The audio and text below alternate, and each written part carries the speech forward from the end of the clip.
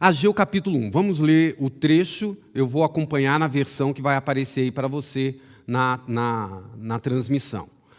No segundo ano do rei Dario, no sexto mês, no primeiro dia do mês, veio a palavra do Senhor por intermédio do profeta Ageu a Zorobabel, filho de Salatiel, governador de Judá, e a Josué, filho de Josadaque, o sumo sacerdote, dizendo: assim fala o Senhor dos exércitos, dizendo: este povo diz, não veio ainda o tempo em que a casa do Senhor deve ser edificada.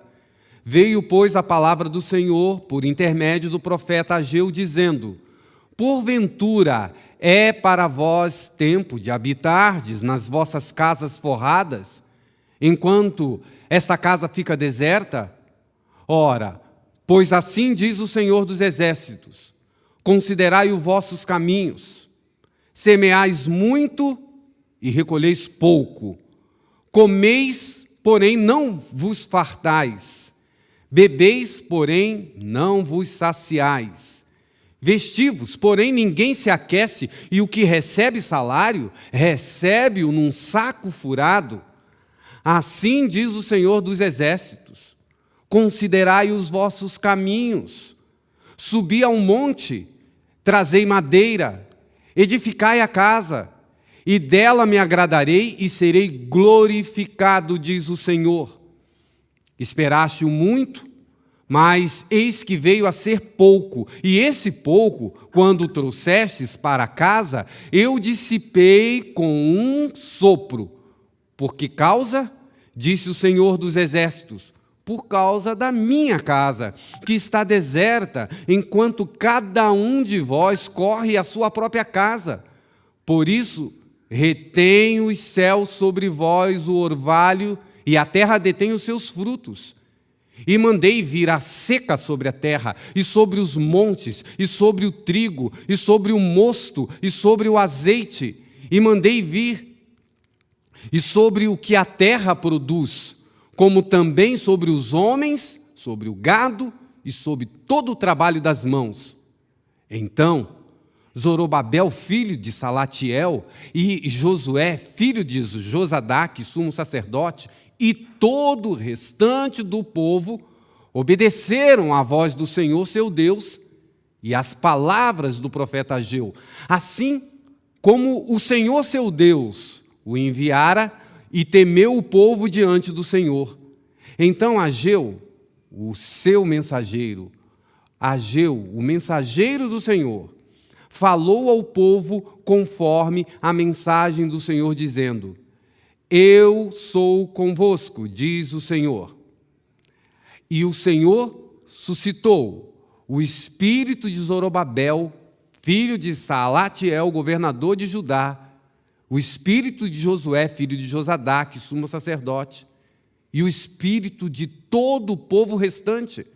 E eles vieram, fizeram a obra na casa do Senhor dos exércitos, seu Deus, ao 24º dia do sexto mês, no segundo ano do rei Dario. Bom, este é o trecho do capítulo 1. Eu disse que também tinha um pedacinho do capítulo 2, eu quero que você acompanhe, por favor, para a gente depois meditar nesses versos. No sétimo mês, ao 21º dia do mês, veio a palavra do Senhor por intermédio do profeta Ageu, dizendo: fala agora a Zorobabel, filho de Salatiel, governador de Judá, e a José, filho de Josadaque, sumo sacerdote, e ao restante do povo, dizendo: quem há entre vós que, tendo ficado, viu esta casa na sua primeira glória?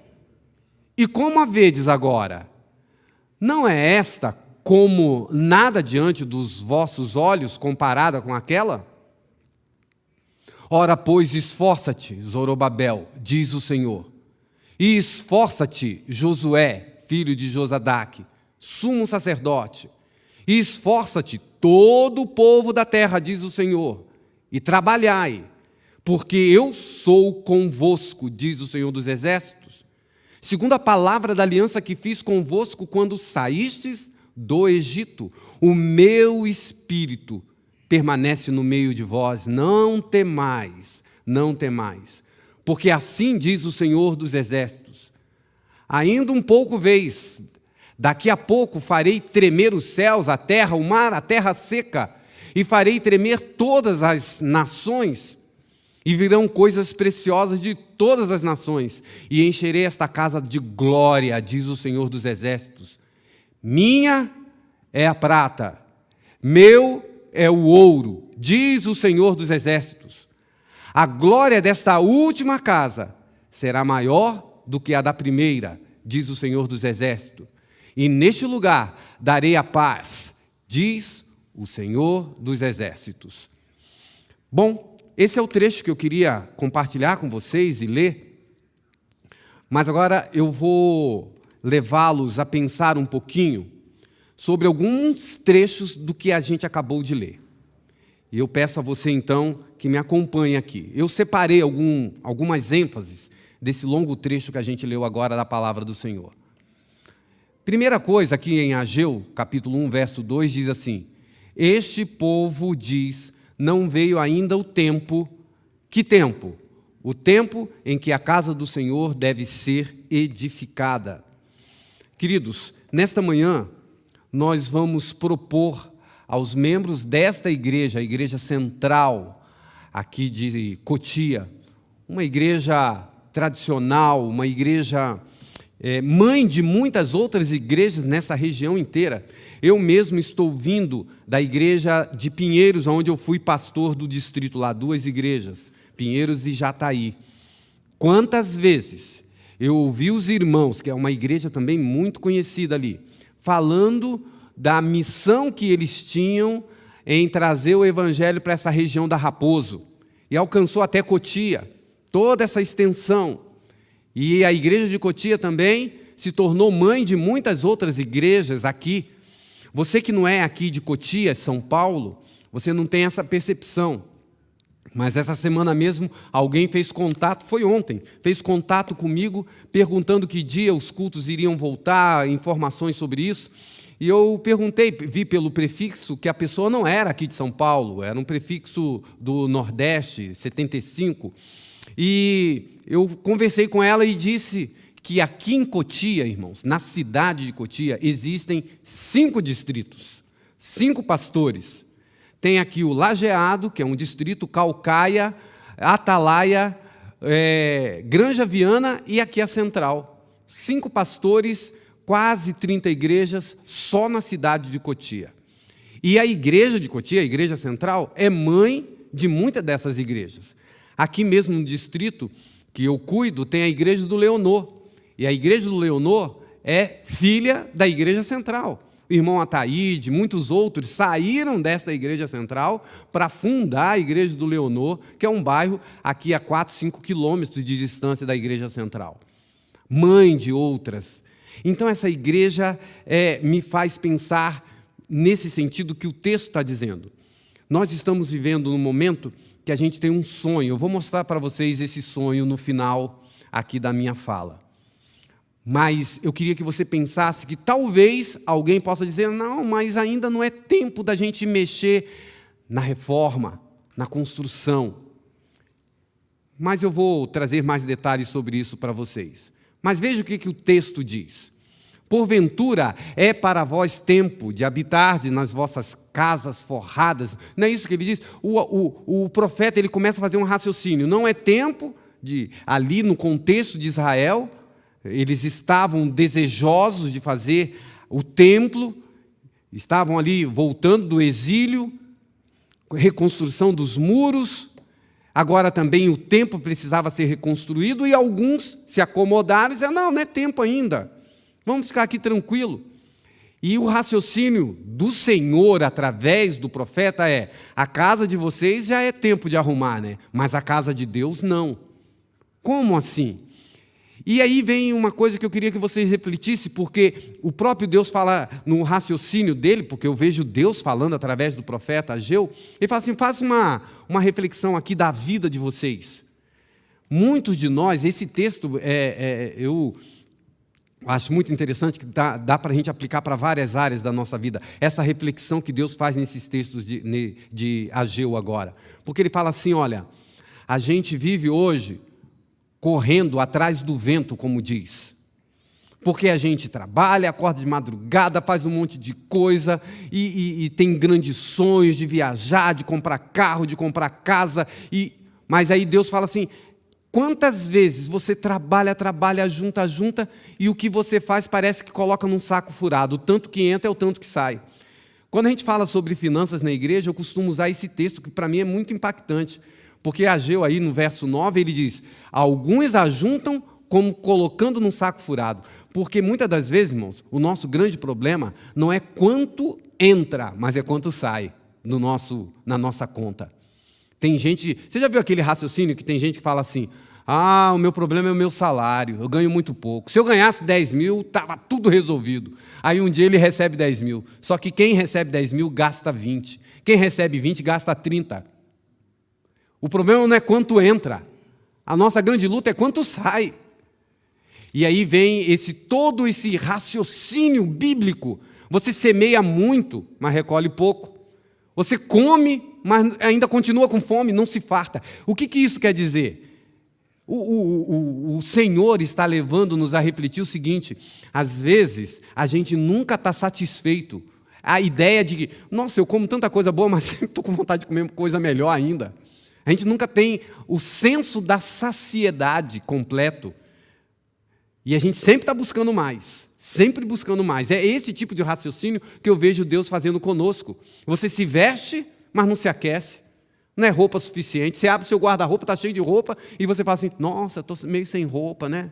Já teve essa sensação?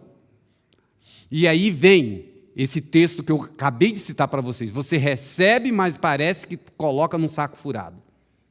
Porque você nunca se satisfaz com o que tem. E eu sempre lembro do apóstolo Paulo, que a gente vai até citar na lição da Escola Sabatina logo em seguida. Mas o Paulo, ele tem essa ideia do contentamento, né? E tem um livro na literatura brasileira que eu não li, mas é muito citado aí para o pessoal do colegial, que é Poliana, né? Que ela tem o jogo do contente. E às vezes a gente precisava praticar esse jogo do contente, porque a gente tem o necessário para a gente viver, mas a gente sempre fica sonhando com coisas maiores e nunca está satisfeito. E o apóstolo Paulo, ele usa essa ideia, né? Tendo onde me abrigar e tendo o que comer, eu estou contente. Contentamento. E esse texto me faz lembrar um pouco isso. Você espera muito, mas eis que veio a ser pouco. E esse pouco, quando você trouxe para a sua casa, aí Deus fala assim, eu dissipei ainda. E aí vem todo esse raciocínio. O Senhor dos Exércitos, por causa da minha casa, que está deserta. E sabe o que eu fiquei pensando quando eu revi esses textos para trazer para vocês? Engraçado que a casa do Senhor está deserta hoje, né? Por causa da pandemia. E cada um está no conforto da sua casa assistindo esse sermão, por exemplo. Mas nesse contexto de Ageu, a casa estava deserta, eu fiquei pensando, as pessoas estavam deixando de ir ao templo. Um templo que estava precisando ser reconstruído, que estava precisando de ser trabalhado. E Deus fala assim, a minha casa está deserta, ninguém está indo para a minha casa, mas a casa de vocês não, a casa de vocês aí está com festa, com alegria, reformada. Esse tipo de atenção que Deus está chamando ao povo. Sabe, queridos, eu estou convocando, convidando e pedindo a você que é membro desta igreja central, e mesmo você que é de outra, que queira ajudar, nós estamos com um sonho de reformar esta igreja de onde nós estamos pregando nesta manhã. Já faz mais ou menos um mês e meio, com a comissão de construção dessa igreja, a gente começou só com uma ideia de trocar o carpete, porque o carpete realmente está deplorável, né? Está com 20 anos de idade o nosso carpete, 20 anos. E está precisando trocar. Mas uma coisa puxa a outra. Mas se a gente trocar o carpete, não tem muita lógica. A gente vai trocar o carpete e depois tem que pintar o teto, aí vai sujar todo o carpete. Mas lá na frente a gente precisava ampliar, melhorar. E aí foi puxando uma coisa, o sonho foi crescendo, e depois eu vou mostrar para vocês o tamanho do sonho. Mas aqui eu queria que vocês pensassem, quando eu estava aqui do lado, na igreja de Itapevi, em 2014, 2013, fui pastor ali durante 5 anos, existia uma igreja ali antiga. Acho que muitos de vocês que são aqui da região conhecem a igreja de Itapevi. E a gente começou um sonho.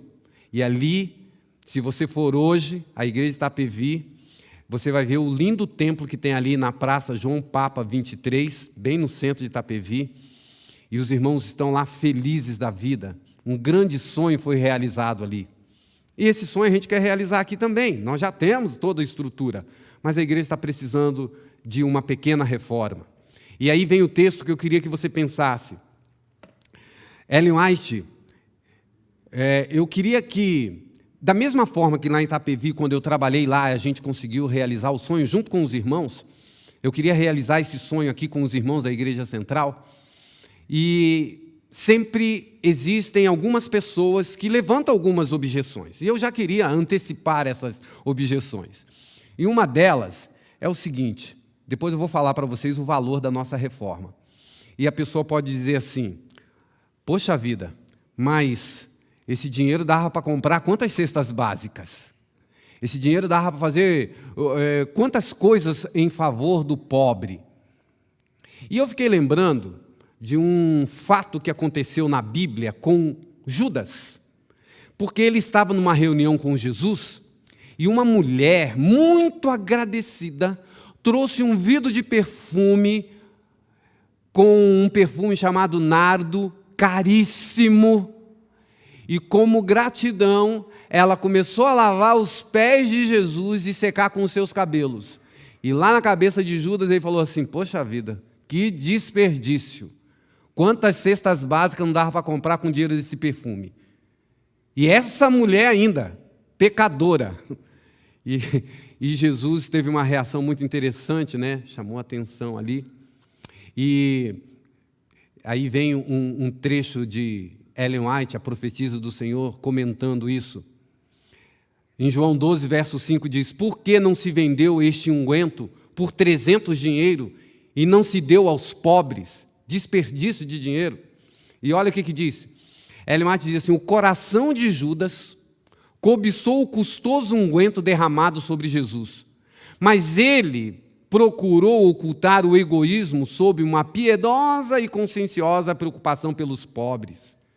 Como Judas fez dos pobres um pretexto para seu egoísmo, assim, professos cristãos, cujo coração é cobiçoso, procurarão ocultar seu egoísmo sob uma consciência fingida.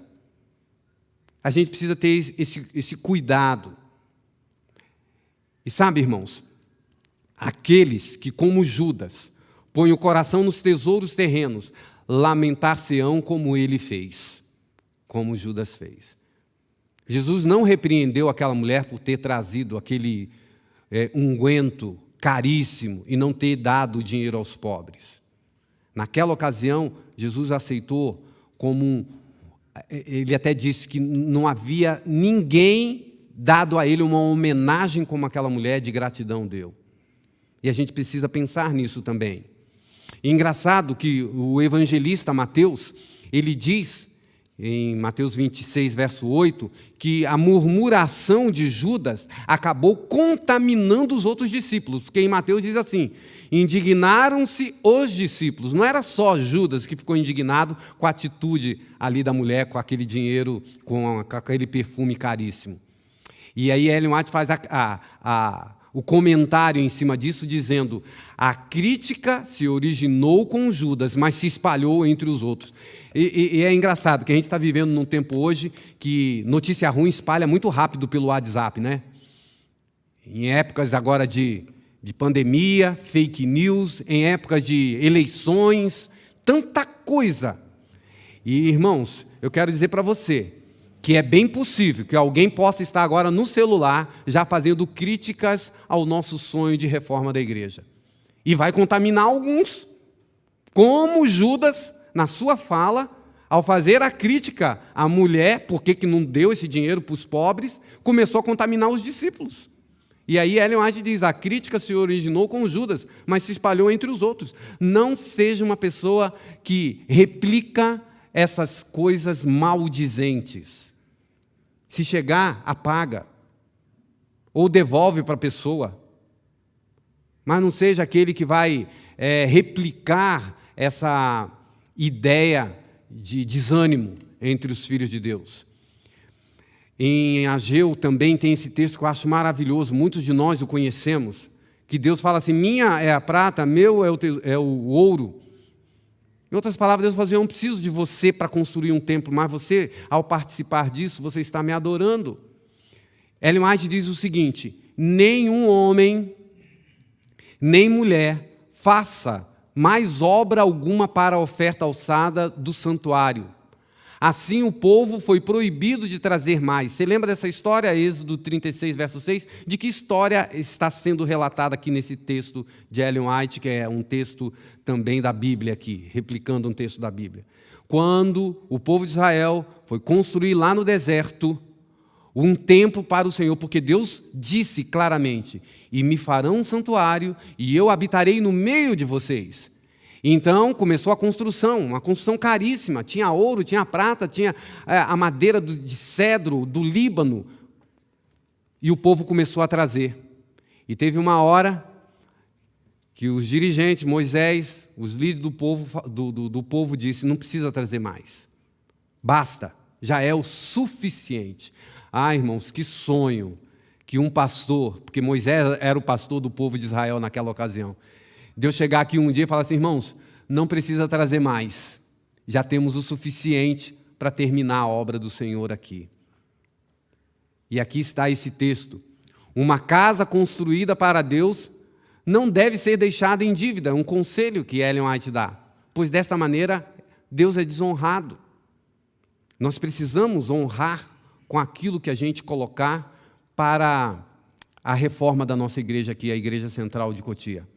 Veja, irmãos, uma porção suficiente para realizar o trabalho deve ser dada livremente, a fim de que os operários digam, não tragais mais ofertas. Isso aconteceu lá, e eu oro a Deus que aconteça aqui conosco também. Todos os que amam o culto a Deus e prezam as bênçãos de sua santa presença, manifestarão o mesmo espírito de sacrifício ao preparar-se uma casa onde ele possa encontrar-se com eles. Irmão, deixa eu falar uma coisa aqui para vocês. Hoje, para alguns é o dia do pastor. Tem uma pequena confusão aqui, deixa eu esclarecer para vocês, que eu também fiquei meio confuso. Na agenda da paulistana está escrito que o dia do pastor é o dia 17. Só que a divisão sul-americana colocou para o dia 24. Então, alguns estão me dando parabéns hoje, eu estou recebendo, muito obrigado. Mas, na agenda da divisão sul-americana, é o sábado que vem, tá bom? O dia do pastor. Então, você que não me deu presente, você tem uma semana aí para arrumar um presente para me dar, viu? Mas, brincadeiras à parte, irmãos, eu tenho aqui no meu distrito, como pastor, às vezes você já ficou preocupado, às vezes até de perder sono por causa de algumas questões do seu trabalho, do seu ministério? E aqui na igreja, irmão, a gente tem, no meu distrito, tenho 3 desafios. A reforma da igreja central, a construção da igreja do Leonor, que a gente só tem o terreno, e a construção da igreja do Caputera, que só tem o terreno também. E às vezes, irmãos, eu fico em casa pensando, Senhor, como é que a gente vai fazer? Não tem dinheiro. Mas eu ouvi de um pastor um dia, ele falando assim, pastor, nós temos dinheiro sim. O dinheiro está na mão do povo. E sabe, irmãos, às vezes eu fico pensando, como pastor, que nós temos, por exemplo, algumas congregações, irmãs nossas, membros de outras denominações, que são de igrejas de membros tão simples quanto nós somos.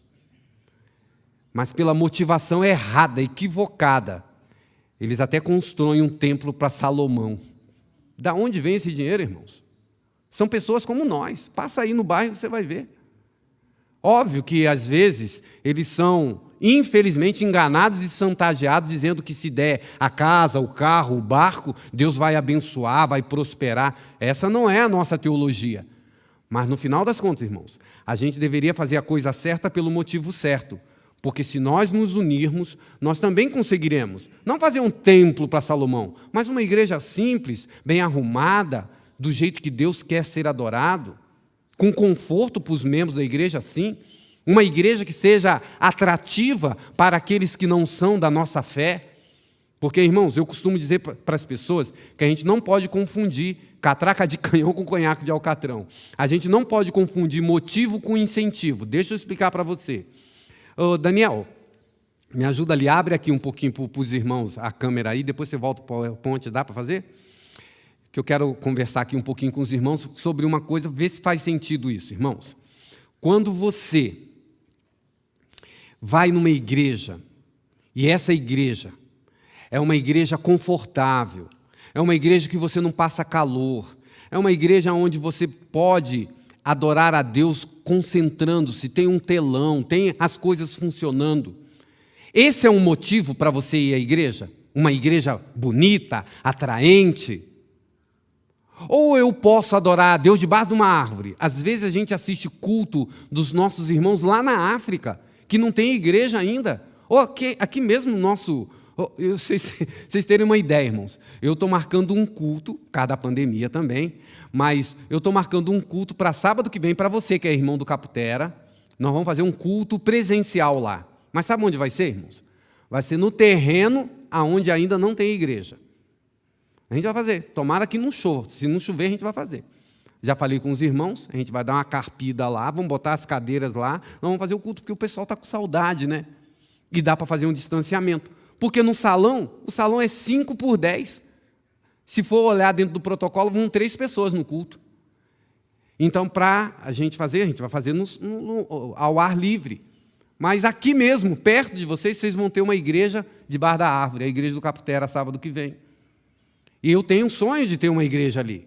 Mas não é fácil, irmãos, falta dinheiro, sempre. Mas como disse um colega pastor meu, o dinheiro está na mão do povo. Porque onde a gente tem gastado o nosso dinheiro? É uma reflexão para mim e para você. Sabe, irmãos, eu estava dizendo sobre a gente não confundir incentivo com motivo. E eu quero trazer isso como um argumento para você pensar. Irmãos, se um jovem está apaixonado por uma menina da igreja adventista e ele vai na igreja por causa dessa menina, está errado. Mas se esse menino vai lá para adorar a Deus, mas que bom que a menina está lá também, ótimo. Eu até faço o casamento dele. Vai fazer o curso de noivo que eu caso vocês. Porque a gente quer que os jovens da igreja casem com os jovens da igreja. Que bom. Mas o que eu quero dizer, irmãos, que Deus pode ser adorado debaixo de uma árvore, mas Deus pode ser adorado numa igreja confortável. A grande diferença é que a gente não pode ir à igreja debaixo da árvore ou uma igreja confortável pelo motivo do conforto. O motivo sempre é Deus. Mas um incentivo ajuda, irmãos. Vou terminar esse raciocínio dizendo para você o seguinte: você tem uma televisão preto e branco e você tem uma televisão colorida. Você liga as duas na Novo Tempo para assistir o programa. Qual que você prefere assistir? O conteúdo é o mesmo pastor, só que uma é preto e branco e outra é colorida. Qual que você assiste? A colorida, não é isso? Então, isso que eu quero dizer, irmãos. O incentivo ajuda a pessoa. O motivo de ir à igreja é Deus sempre, a adoração, o amor que nós temos por Ele. Mas uma igreja arrumada, bem estruturada, é um bom incentivo para trazer as pessoas aos pés do Senhor. Acaba sendo uma ferramenta de atração. Bom, eu preciso terminar. Volta lá, Daniel, por favor. E, nesse sentido, irmãos, eu queria tanto que você que é do Caputera, você que é do Leonor, passa para mim aí, Daniel, que aqui travou. Isso. Diz aqui o texto, Leonor, Caputera, Central, todos esses desafios que eu como pastor tenho e você como membro tem, que seja um sonho realizado o quanto antes, para a honra e glória do nome do Senhor. Um templo no Leonor, um templo no Caputera, uma reforma na Igreja Central. E sabe, irmãos, as murmurações dos israelitas, esse texto eu achei muito interessante, porque às vezes a gente lembra muito do povo de Israel, as coisas duras que eles fizeram contra Deus. Mas Ellen White diz assim, As murmurações dos israelitas, as visitações do juízo de Deus por causa de seus pecados estão registradas como advertência às gerações posteriores. Ou seja, não imitemos isso. Mas, por outro lado, Ellen White diz assim: agora, a sua devoção, o seu zelo, a sua liberalidade são um exemplo digno de imitação. O povo de Israel, lá na ocasião que precisavam construir o templo, eles foram liberais. Eles foram devotos. E aí, Ellen White diz, esse aspecto do povo de Israel a gente deveria imitar. No final aqui do texto de Ageu, a gente vê a ordem, a palavra de ordem: edificai a casa, dela me agradarei, e serei glorificado, diz o Senhor. Esforça-te, aí tem aquela questão, né? Não vai ser sem suor, sem lágrima, sem sacrifício. Esforça-te, trabalhai. Quem deveria trabalhar nesse chamado de Ageu? Os líderes, representado ali em Josué, representado em Zorobabel. Josué era o sacerdote, Zorobabel era o governador de Judá, e todo o povo. É uma união de todos. Porque alguns poderiam raciocinar: associação que pague essa reforma, associação que ajude, e ela está ajudando. Mas também precisa da nossa participação. E todo o restante do povo obedeceram à voz do Senhor. E eu rogo a Deus nesta manhã que o Espírito Santo esteja trabalhando no seu coração, que você ouça a voz do Senhor também. E quais foram os resultados? Acho tão linda essa parte do texto, irmãos. É muito marcante, acho tão bonito mesmo, porque aqui no final diz que a glória desta última casa será maior do que a da primeira. Irmãos, eu estou chegando aqui agora no histórico desta igreja. Mas você que é membro do Portão há 20, 30 anos, eu não sei, eu posso estar falando para alguém, até que está aqui presente, o Davi, o Silvio, outros que estão aqui na equipe de transmissão, mas você que está em casa me assistindo, talvez você seja um membro antigo desta igreja, não é? Fala aí para mim no chat, os meninos vão me dizer, porque quem está assistindo no YouTube pode interagir com a gente.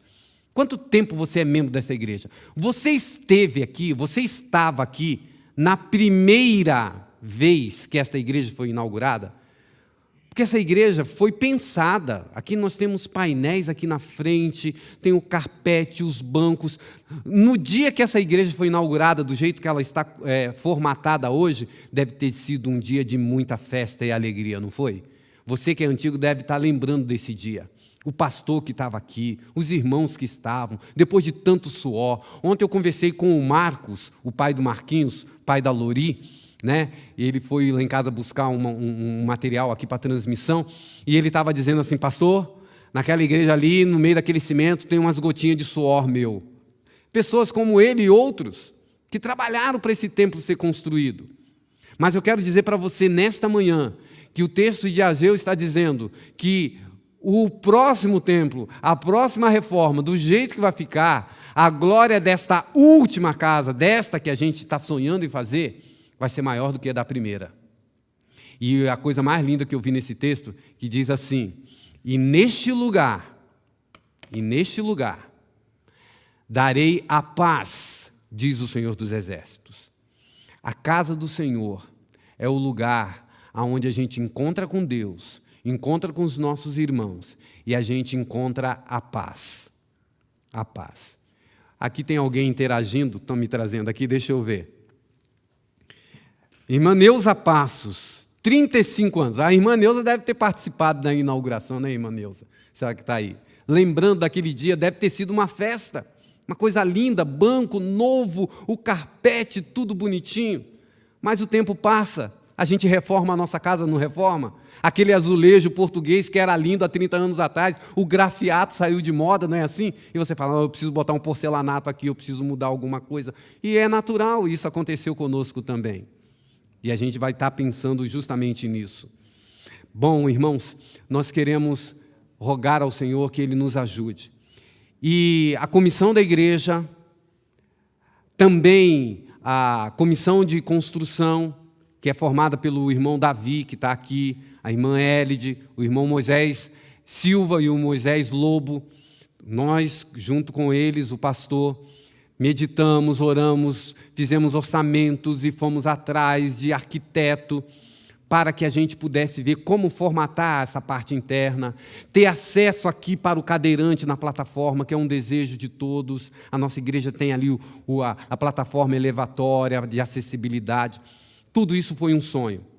Eu vou colocar aqui agora para vocês, vou pedir o Daniel que ponha o PowerPoint para a gente trocar aqui de cena, que eu quero terminar ali no que a gente...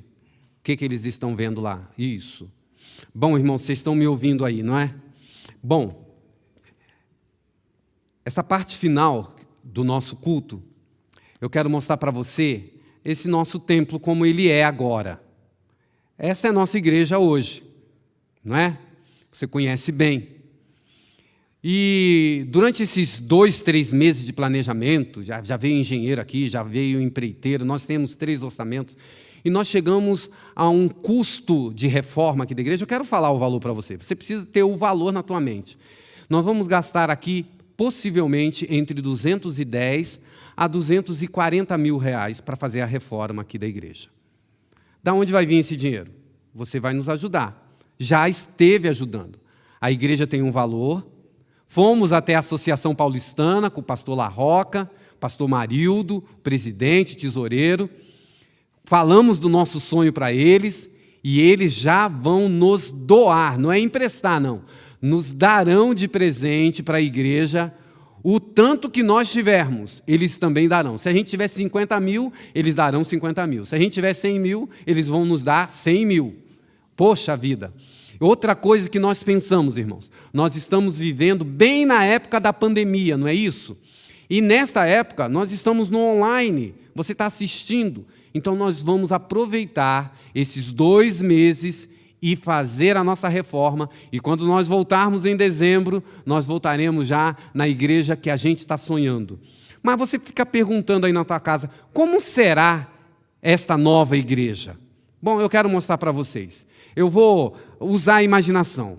Faz de conta que a gente já está na igreja nova. Como é que seria essa igreja? Teria um tanque batismal? Bom, será que a gente consegue pensar nessa igreja como ela seria?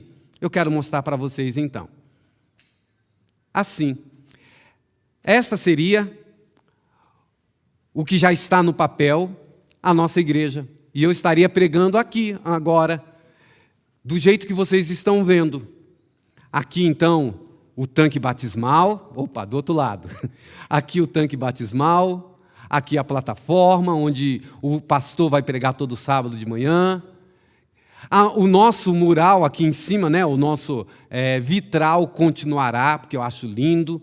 Uma linda TV para os irmãos assistirem os sermões, as músicas, a gente louvar a Deus. O que você está achando aí da sua casa?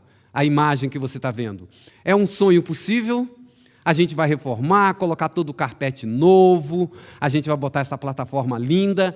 E só que, por enquanto, nós estamos, por favor, me ajudem aí, Daniel, nós estamos desse jeito, o jeito antigo. Esse é como nós estamos. Mas, com a graça de Deus, nós já temos, irmãos, na nossa caixa, 180 mil reais, amém? 180 mil. Faltam 30 a 40 mil reais, porque sempre passa um pouco, a gente tem que botar um ajuste, mas nós queremos começar uma campanha. É a comissão da igreja, a liderança, todos disseram, pastor, é um sonho possível. Nós conseguiremos.